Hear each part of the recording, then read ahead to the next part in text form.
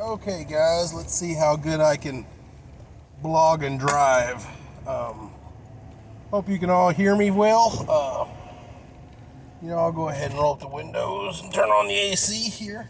It's a little humid. Hope this improves everything. Okay, let's start down this rabbit hole. Well, not sure how many of you guys remember way back in the day during the Obama era, during the whole Obamacare fiasco, where it was, you don't know we can't tell you what's inside the bill till we pass the bill and all that other shit. And if you like your doctor, you can keep your doctor and all that kind of shit, lying to the people, trying to push through a big old socialist doctrine. But during that whole time, there was a thought process and a big old warning going on about death panels. What are death panels? Well, in socialism and communism, and specifically during Hitler's regime, once you reached a certain age, you were no longer a productive member of society, because the state controlled everything, paid everything, took care of everything. If you were not contributing to the state, then you were worthless, and basically you were killed. Death panels would rebuke your lease on life. You were no longer fit to live and contribute to society. Well, guys, not 100% sure of this, but it sure sounds like a death panel kind of thing. According to the news this morning, I heard Channel 13. I only watch, guys, because I want to listen to the weather. But I gotta listen to a couple of pieces of news before the weather lady gets on there and tells me about my day. But they were very proudly, posting or announcing that we finally hit 100,000 deaths in America. Well, according to the latest statistics, 40,000 of those deaths are all in nursing homes. I know you've probably heard the whole Cuomo sent all these COVID patients back to the nursing homes instead of to the hospitals, which the hospitals weren't full, or to the military hospital ship, which was not full. So why would they do this? Well, there's a 50-50 shot here, guys. It's either he's too stupid. Again, he was, misinformed by the whole severity of the COVID thing, or at least its ability to how contagious it was, or because 80 to 90% of nursing homes and persons in nursing homes are wards of the state. Let me talk to you a little bit about that. My grandmother, and both of my grandmothers were put into nursing homes. And my dad explained to me how we were going to do that and not basically go broke in the process. Basically, what you do is you take all the assets of that person, your grandma or your grandpa or whoever needs to go into the nursing home. You take those and you would, just like if you were reading the will, which, sometimes you can do that. Read the will, which has the wishes of that person, how their estate needs to be distributed, and go ahead and do that before they pass, making them a pauper. This makes them a ward of the state. You have to legally have them placed as a ward of the state, and you do that through the nursing home. Once you make them a ward of the state actually pays for the nursing home, which is, as a cheap bastard I am, is actually pretty good. My grandmothers have both been in some very nice nursing homes. There's a lot of different news organizations out there saying that, nursing homes are big old cesspools and shit like that. But there's a lot of actually luxury nursing homes. And my grandmothers were both put into luxury nursing homes. So you don't have to put grandma or grandpa or mom or dad into a shithole, even though you're a poor sumbitch like myself. Well, let's go into that a little bit. Okay, so what would the state benefit by killing 40,000 basically hands that it's feeding? Well, there you go. It's an expense, and these people are not productive members of society, contributing to the tax base, contributing to the pile of money that the states are doing. We all know that New York, isn't paying their cops right. They're not paying their firefighters right. Most liberal cities, even Houston, is not paying their cops right. They're not paying their firefighters right. So, it's the same situation. I don't know specific numbers of deaths in the Houston area in nursing homes. I'm just going by national numbers, but it's a bit disturbing, guys, that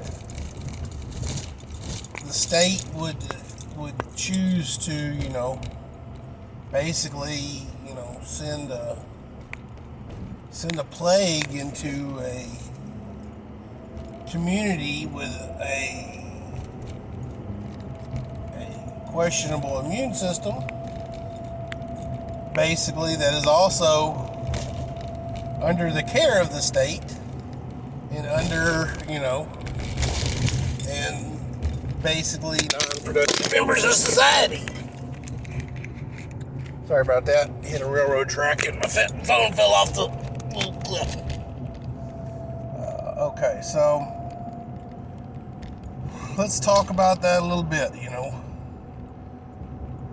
Death panels again. Guys, so we're warning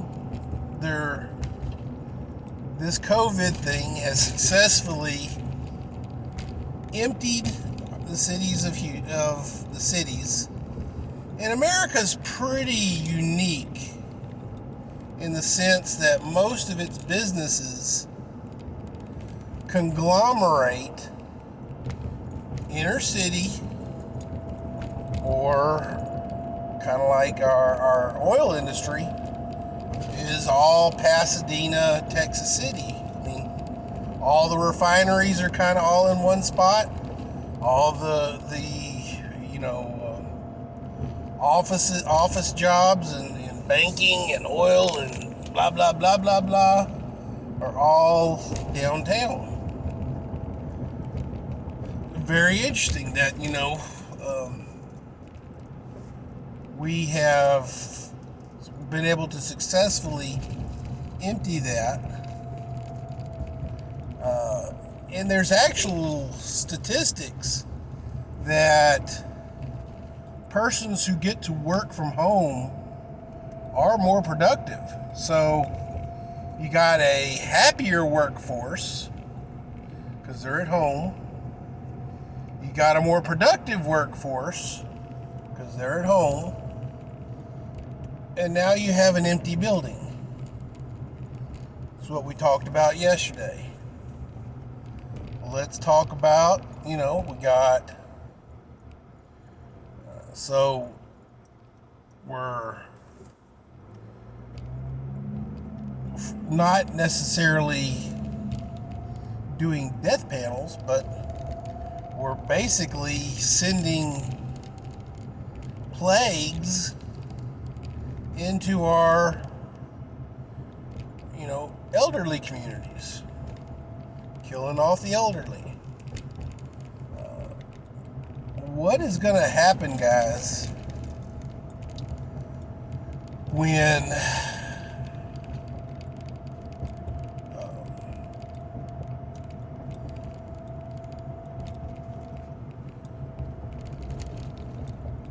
I've been an essential worker, so this whole quarantine thing has not affected me. My day has not changed. My week has not changed. My month has not changed. I still get up every Monday, Tuesday, Wednesday, Thursday, Friday, Saturday, and I go to work. So, my wife, she's a teacher. Her life has changed. We got kids going home to school now. What is gonna happen? I mean, until a actual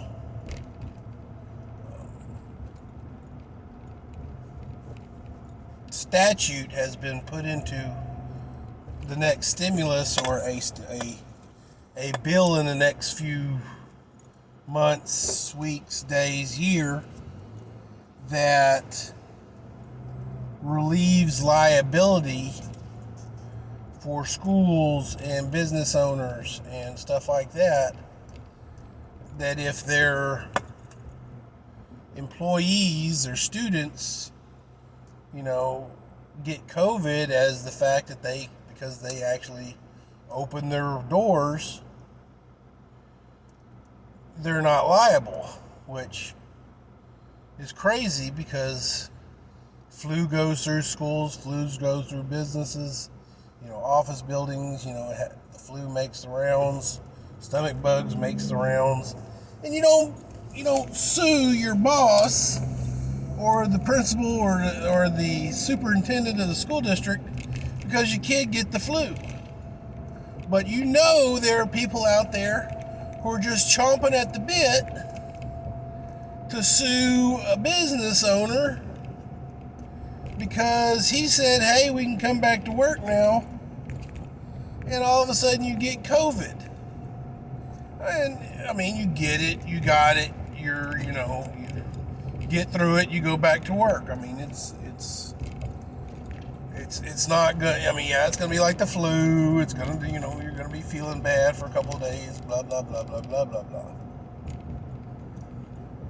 So, what is going to happen? Do we continue to teach from home? How does college work teaching from home? I mean,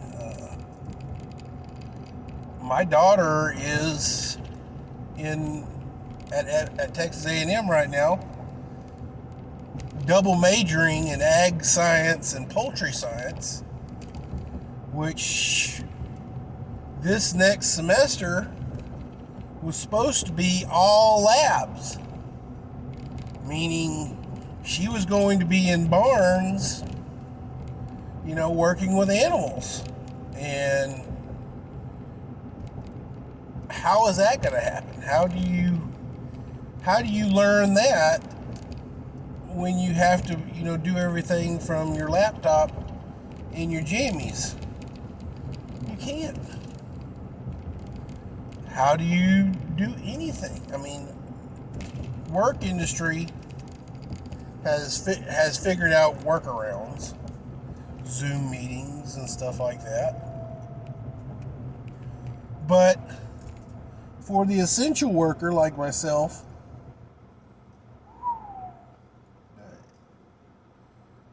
Daddy likes yoga pants.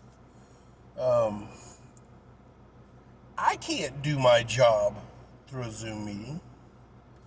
I can't do my job online.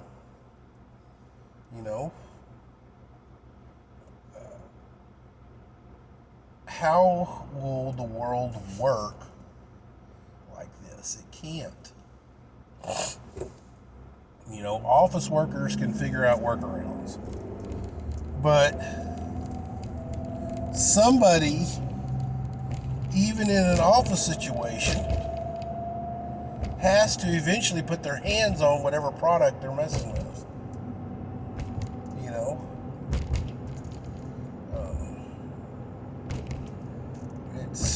It's not going to work, guys.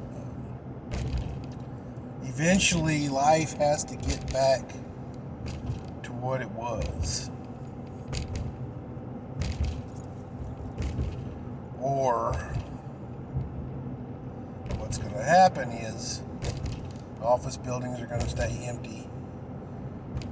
Businesses are going to start leasing their office buildings as lofts and apartments to make money.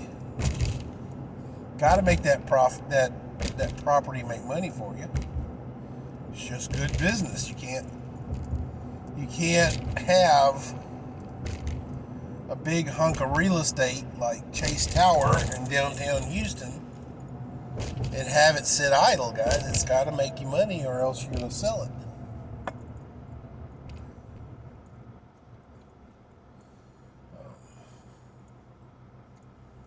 But world's getting nuts, guys. I don't have any answers. I really don't. I'm seeing some stuff that's very disturbing, and having read 1984 and other post-apocalyptic things and books, and watched many hours of post-apocalypse and different dystopian movies out there. Were these just blueprints for what the D's are doing? I don't know. But, there's a lot of parallels. There's a lot of crap going on. And I ain't the greatest chess player in the world, but I can see a few moves ahead, and I don't like what I'm seeing. I like to use Pedro as an example, leader of Texas 3%. He went by himself to Austin and held up a sign, guys. By himself. Takes a lot of heart to do that. But that is another reason why I want us in the Texas State Militia to be brothers in arms, guys. We need the biggest numbers to make a difference. Pedro going to Austin, holding up a sign, turned no heads, guys. served no purpose. He accomplished nothing. But he did it. You got to pat the man on the back for having the balls to do it. But if we, as a society, want to turn the heads of the tyranny and the tyrannical dictators and stop in its tracks what the fuck is going on, we got to do it en masse, guys. We do. We have to do it in large groups. And it can't be just Virginia. Guys, that was a huge group. And we see that it didn't do a damn thing to it. We got to have a Virginia in every state at the exact same time. We have to have the nation has to rise up like a sleeping giant to exact change, guys. Now, we can do that in a couple different ways. We as a society can rise up, march on our city, state, our state capitals, and protest all at the same time simultaneously. It's got to be done simultaneously, guys. It's got to be done all at the same time. It has to flood the news. So, or we can do it at the ballot box, guys. And I don't mean mail-in voting.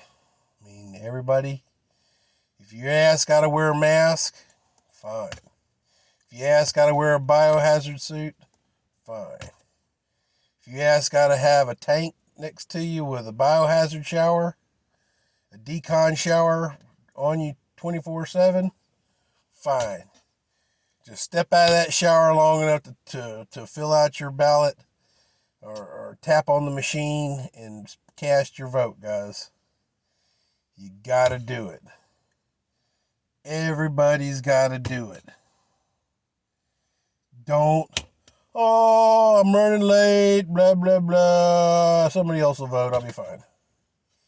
Can't do that shit, guys. Local elections. Can't do that shit, guys. You got to go vote. State elections. Midterm elections. Your ass got to vote. We got the fuckers in Houston here, and Kim Ogg and Hidalgo and Sylvester Turner, because nobody freaking showed up to vote. Vote, vote, vote, vote, vote. If we all show up in tack gear and body armor and stuff like that all over the country simultaneously, we will be flooding the media, which will be a good thing. But if we show up in force, guys, it's gonna get a little dicey. But hey, that's why we show up in body armor. We do what we gotta do, guys. This country was built on rebellion and take no shit and tired of the shit kind of attitude, guys. We dumped tea in the harbor. We did not give a fuck, guys. We gotta get out of this hole that we've dug ourselves into, and we gotta do something. Don't know what, guys, but it's gotta happen soon. All right, I'm at 24 minutes into this thing. I think I'm done. Stay frosty, guys, and I hope I didn't bore you.